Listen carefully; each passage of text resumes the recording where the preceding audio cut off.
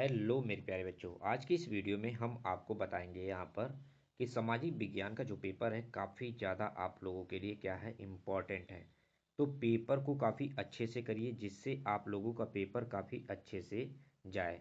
तो यहाँ पर आपको फुल सोल्यूशन मिलेगा और जितने भी बहुविकल्पी होंगे आपने इन्हें कवर कर लिया तो आपका मान लीजिए कि यहाँ पर 80 to 90% बहुविकल्पी जितने होंगे कवर हो जाएंगे और आपका काफ़ी बेहतरीन तरीके से पेपर जाएगा बच्चों। तो ध्यान से अच्छे से देखिए, शुरू में ही वीडियो को अगर आप स्किप कर देंगे तो आपको कुछ नहीं समझ में आएगा। देखिए उसमें कितने अच्छे अच्छे क्वेश्चन दिए गए हैं जो आपके एग्जाम में पक्का आने के चांस हैं। ठीक है, तो यहाँ पर वीडियो को इसको स्किप मत करिएगा और अच्छे से वीडियो को देखिए और इन्हें दोहराइए, जितना हो सके उतना रिपीट करिए।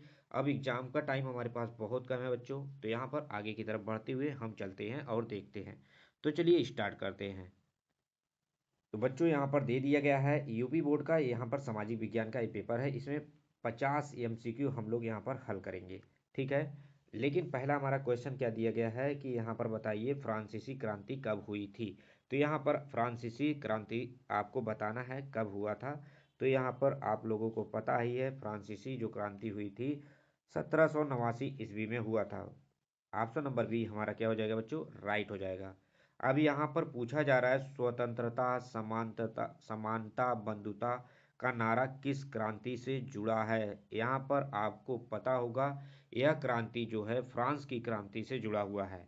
फ्रांसीसी क्रांति ऐसा हुआ था, फ्रांस में इस तरह से क्रांति हुआ था। ठीक है, स्वतंत्रता के लिए, समानता के लिए, भाई बंधुत्व के लिए, तो ये सब क्रांति फ्रांस में हुआ था। अब यहाँ पर बच्चों देखेंगे, यहाँ पर 3 वाला हमारा दे दिया गया है कि प्रथम विश्व युद्ध कब शुरू हुआ। तो यहाँ पर आपको बताना है प्रथम विश्व युद्ध कब शुरू हुआ। तो 1914 ईस्वी में हमारा प्रथम विश्व युद्ध शुरू हुआ था। प्रथम विश्व युद्ध कब शुरू हुआ था, 1914 ईस्वी में। अब यहाँ पे रॉलेट एक्ट किस वर्ष लागू हुआ था बच्चों। यहाँ पे रॉलेट एक्ट किस वर्ष लागू हुआ था, तो यहाँ पर बताएंगे आप 1919 में क्या हुआ था, रॉलेट एक्ट लागू हुआ था। अब यहाँ पर सभी लोगों को बताएंगे, यहाँ पर बहुत इम्पोर्टेंट, ये बहुत ज़्यादा इम्पोर्टेंट रहता है रॉलेट एक्ट और जलियांवाला बाग हत्याकांड। वेरी वेरी इम्पोर्टेंट ये क्वेश्चन है। ठीक है, ये बहुत ही इम्पोर्टेंट क्वेश्चन है क्योंकि हर बार पूछा जाता है, तो इसलिए आप लोग हमेशा या इस क्वेश्चन पर काफ़ी फोकस करिएगा। तो हमारा 1919 में इन दोनों को आप लोग काफ़ी अच्छे तरीके से, ये दोनों क्वेश्चन बहुत ही इम्पोर्टेंट होते हैं, हर पेपर में आपको देखने को मिल जाएगा। तो अब यहाँ पर चलते हैं बच्चों कि गांधी जी भारत कब लौटे। यहाँ पर बताना है कि गांधी जी भारत कब लौटे। तो गांधी जी भारत कब लौटे, तो यहाँ पर छठवां हमारा क्वेश्चन है कि भारत गांधी जी कब लौटे थे। गांधी जी भारत 1935 ईस्वी में लौटे थे। अब यहाँ पर क्वेश्चन नंबर 7 है बच्चों, खिलाफत आंदोलन का संबंध किससे था। खिलाफत आंदोलन किससे था। खिलाफत आपको सभी को पता है कि तुर्की देश से हमें क्या था, खिलाफत आंदोलन था। तुर्की देश से हमें क्या था, खिलाफत आंदोलन इन्हीं से संबंधित था। अब यहाँ पर आगे चलेंगे, असहयोग आंदोलन कब शुरू हुआ। यहाँ पर बच्चों बताना है असहयोग आंदोलन कब शुरू हुआ। असहयोग आंदोलन कब शुरू हुआ था, तो यहाँ पर क्वेश्चन नंबर 8 है, यहाँ पर 1920 याद रखिएगा। असहयोग आंदोलन जो है 1920 में शुरू हुआ था बच्चों। अब यहाँ पर नागरिक शास्त्र है, तो यहाँ पर आप बताएंगे कि यहाँ पर लोकतंत्र में सत्ता किसके पास थी। लोकतंत्र सत्ता किसके पास थी। देखिए लोकतंत्र की जो सत्ता है वो जनता के पास होती है। जनता जिसे भी चाह जाए, जनता लोग कहते हैं जनता जनार्दन, जनता ही उनकी जनार्दन होती है। तो मतलब यहाँ पर जनता, लोकतंत्र में सत्ता हमेशा लोगों के पास होती है, वो जिसे चाहे वो अपनी लोक बहुमति करके वोट उसी को दे सकते हैं, यहाँ पर याद रखिएगा। अब यहाँ पर बच्चों हमारा क्वेश्चन दे दिया गया है कि यहाँ पर कि भारत संविधान कब लागू हुआ। भारत का संविधान कब लागू हुआ, तो यहाँ पर सिंपली तरीके से आप लोग बताएंगे। यहाँ पर जनवरी जैसे आ गया इतने से ही समझ जाएंगे। 26 यहाँ पर 26 जनवरी 1950 में भारत का संविधान क्या हुआ था, लागू हुआ था बच्चों। अब यहाँ पर कितना अच्छा क्वेश्चन यहाँ पर ग्रामर दे दिया गया है। भारत संविधान के निर्माता कौन थे, तो यहाँ पर महात्मा गांधी तो नहीं थे। अब यहाँ पर आगे की तरफ यहाँ पर कौन थे, भीमराव अंबेडकर। कौन थे, भीमराव अंबेडकर, डॉक्टर भीमराव अंबेडकर जी थे। अब यहाँ पर क्वेश्चन नंबर 12 हमारा दिया गया बच्चों, संघीय शासन का अर्थ क्या है। संघीय शासन का अर्थ क्या है। देखिए संघीय शासन का अर्थ होता है केंद्र और राज्य दोनों शासन करे। ये नहीं कि केंद्र ही शासन कर सकता, ऐसा नहीं है। ये पूरा देश है तो इसमें कई राज्य हैं, तो इनके इनके बीच क्या होता है, पावर बंटता है। इनका जो पावर अलग रहेगा, इनका हर लोगों के बीच एक केंद्र सब कुछ नहीं करेगा। हमारे राज्य में कुछ हमें भी पावर मिलेगा तभी ना मैं करूँगा अपने राज्य के हित के लिए कार्य, वैसे तो नहीं करूँगा। इसलिए यहाँ पर बहुत डिपेंड करता है। अब यहाँ पर अभी क्या है, भारत में कितने स्तरीय शासन व्यवस्था है, तो यहाँ पर आपको बताना है 13वां में भारत में तीन स्तरीय शासन व्यवस्था है। ठीक है। अब यहाँ पर आपका यहाँ पर आ गया निर्वाचन आयोग। निर्वाचन आयोग किससे संबंधित है। निर्वाचन आयोग किससे संबंधित है, तो यहाँ पर आपको बताना है निर्वाचन आयोग जो होता है वो चुनाव से संबंधित है। चुनाव से संबंधित है, याद रखिएगा, चुनाव से संबंधित है। अब यहाँ पर बच्चों यहाँ पर दे दिया जा रहा है कि लोकतंत्र के मुख्य आधार हैं। लोकतंत्र का मुख्य आधार जो होता है बच्चों, जनता की भागीदारी। जनता जब तक भाग नहीं लेगी तब तक यहाँ पे लोकतंत्र की यहाँ पर क्या होता है, लोकतंत्र जनता के द्वारा ही चुना जाता है। ठीक है, जनता अगर भाग नहीं लेगी तो यहाँ पर सब अपने आप को राजा समझेंगे। अब यहाँ पर दे दिया गया भूगोल आ गया है बच्चों हमारा। अब यहाँ पर भारत की सबसे लंबी नदी कौन सी है, यहाँ पर बताना है। भारत की सबसे लंबी नदी जो है आपकी गंगा ही है बच्चों। गंगा सब भारत की सबसे लंबी नदी है, ना ब्रह्मपुत्र है ना गोदावरी है, गंगा है। ठीक है। अब यहाँ पर बता दिया जा रहा है कि यहाँ पर देखिए काली मिट्टी किस फसल के लिए उपयुक्त है। यहाँ पर बताना है आपको, काली मिट्टी जो है कपास के लिए सबसे ज़्यादा उपयुक्त है। अब यहाँ पर क्वेश्चन नंबर 18, मानसून शब्द किस भाषा से लिया गया है। मानसून शब्द जो है बच्चों अरबी भाषा से लिया गया है। यहाँ पर इस समय आप लोग देख रहे हैं कितने शब्दों पर काफ़ी ज़्यादा फोकस लोग कर रहे हैं। और भारत में वर्षा का मुख्य स्रोत क्या है, ये सभी क्वेश्चन बहुत ही इंपॉर्टेंट है बच्चों। बहुत ही, वर्षा तभी होगा जब मानसून हमारा अच्छा होगा। वर्षा तब नहीं होगा जब यहाँ पर मानसून ही ठीक नहीं हुआ, तो यहाँ पर मानसून हमारा ऑप्शन नंबर सी क्या हो जाएगा बच्चों, सही हो जाएगा। अब यहाँ पर भारत में सबसे अधिक वर्षा कहाँ होती है, तो आप बताएंगे भारत में सबसे अधिक वर्षा कहाँ पर होती है। तो यहाँ पर सभी को पता होगा भारत में सबसे अधिक वर्षा मौसीनाराम, यहाँ ठीक है, मौसीन राम। ठीक है, यहाँ पर ऑप्शन नंबर सी हमारा राइट हो जाएगा बच्चों। अब यहाँ पर देखिए, यहाँ पे भारत में सबसे बड़ा राज्य क्षेत्रफल के अनुसार कौन सा है, तो ये सबको पता है। एक क्वेश्चन कई बार पूछा गया है, इसे भी आप लोग ये हमें हमेशा के लिए रिपीट करके रखिएगा। क्या है, राजस्थान। राजस्थान। ठीक है। लौह अयस्क का प्रमुख कौन सा है, ये भी देखिए क्वेश्चन बहुत ज़्यादा इंपॉर्टेंट होता है, क्योंकि ऐसे क्वेश्चन हर बार एग्जाम में पूछे जाते हैं। लौह अयस्क का प्रमुख क्षेत्र कौन सा है, तो यहाँ पर आप लोग बताएंगे कि लौह अयस्क का प्रमुख अयस्क जो है, यहाँ पर क्या बताएंगे, यहाँ पर दे दिया गया है छोटा नागपुर जो है लौह अयस्क का प्रमुख अयस्क स्रोत। अब यहाँ पर 23वां क्वेश्चन दिया जा रहा है बच्चों, जूट की खेती किस राज्य में सबसे अधिक होती है, तो यहाँ पर बताएंगे जूट की खेती पश्चिम बंगाल में सबसे ज़्यादा होता है। पश्चिम बंगाल में सबसे ज़्यादा होता है। अब यहाँ पर दे दिया गया बच्चों अर्थशास्त्र। अर्थशास्त्र, यहाँ पर अर्थशास्त्र का जनक किसे कहा जाता है, तो यहाँ पर बताएंगे अर्थशास्त्र का जनक जो है हम लोग एडम स्मिथ को कहते हैं। एडम स्मिथ जो हैं अर्थशास्त्र के क्या हैं, जनक है। अब यहाँ पर आगे की तरफ बढ़ेंगे बच्चों, यहाँ पर देखेंगे कि हमारा प्राथमिक क्षेत्र में क्या शामिल है। प्राथमिक क्षेत्र में हमारा क्या है, सबसे पहली बात याद रखना, प्राथमिक क्षेत्र में हमारा जो है खनन से रिलेटेड जो चीज़ें होती है, उद्योग तो नहीं होगा, उद्योग ए सेकेंडरी में आ जाएगा, सेवाएं ए थर्ड में आ जाएगा, बैंकिंग भी थर्ड में आ जाएगा। ठीक है, थर्ड में मतलब तृतीय क्षेत्र में आ जाएंगे। ठीक है, और यहाँ पर देखिए द्वितीय क्षेत्र का उदाहरण क्या है, द्वितीय क्षेत्र में इसमें कौन सा हो जाएगा, यहाँ पर हमें द्वितीय क्षेत्र क्या करता है कि उस चीज़ों को, जो चीज़ें पैदा हुई हैं उन्हें हम लोग काफ़ी अच्छे तरीके से वो करते हैं। उद्योग हमने पहले बताया था, ये द्वितीय क्षेत्र में आता है, उद्योग क्या है, द्वितीय क्षेत्र में आते हैं बच्चों। अब यहीं पर तृतीय क्षेत्र की बात यहाँ पर आ गई है कि तृतीय क्षेत्र में क्या आता है, तृतीय क्षेत्र में किससे संबंधित, उत्पादन तो तृतीय में आएगा नहीं क्योंकि यहाँ पर उत्पादन हुआ है। तृतीय क्षेत्र में जब तक सेवा नहीं होगा तब तक होगा नहीं, सेवा ही हमारा सही है।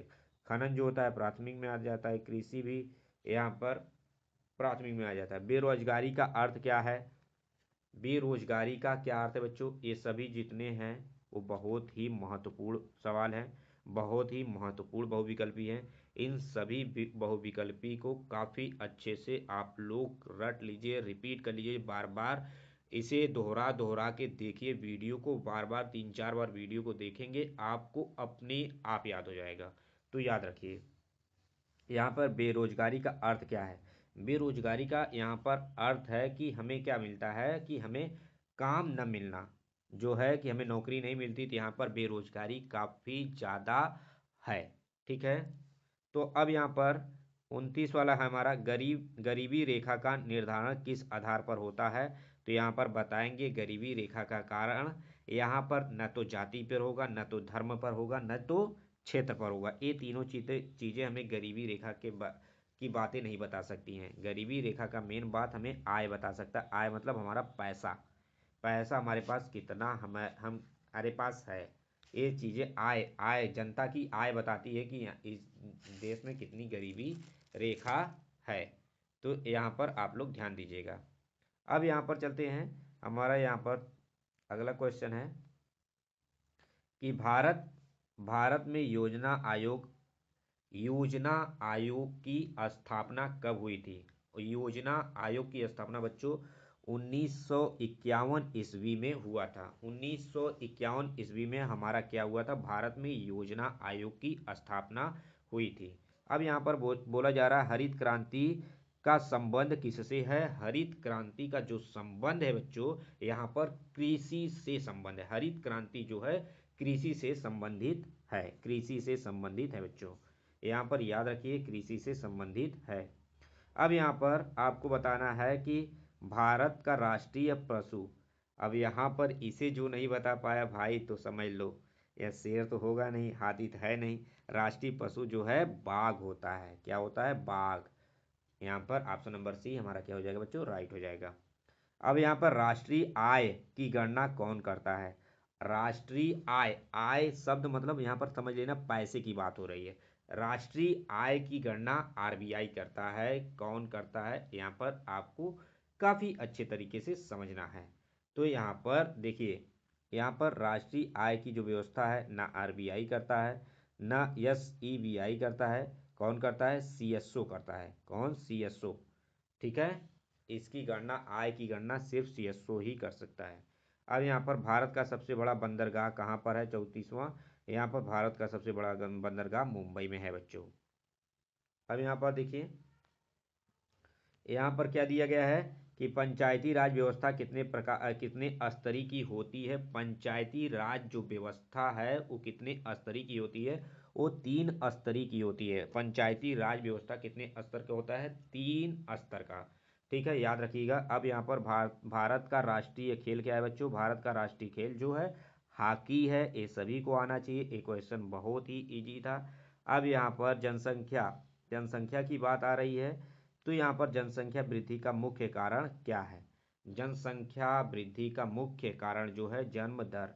यहाँ पर जन्म दर हमारा क्या हो रहा है, बढ़ता जा रहा है, इसलिए जनसंख्या की वृद्धि अत्यधिक होती जा रही है बच्चों।